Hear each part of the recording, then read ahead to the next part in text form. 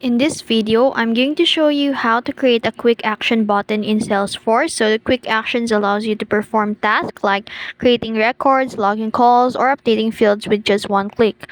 So first, make sure you are on the official website of salesforce.com and then enter your username and password and log in. And now on the upper right corner, click on the gear icon in there and then select the setup. And then in the quick find bar or the search bar, type the object manager and select it.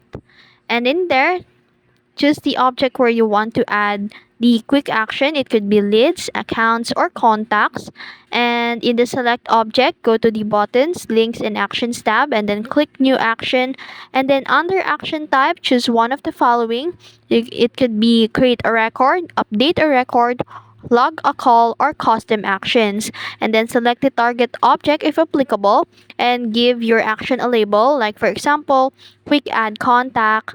And after that, click edit layout to add or remove fields that should appear in the quick actions. Arrange fields as needed, then click save.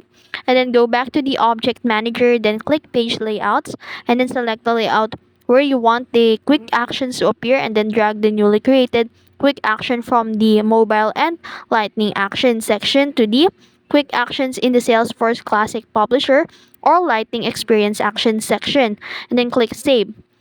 You can navigate to the object where you added the quick action to test your quick actions.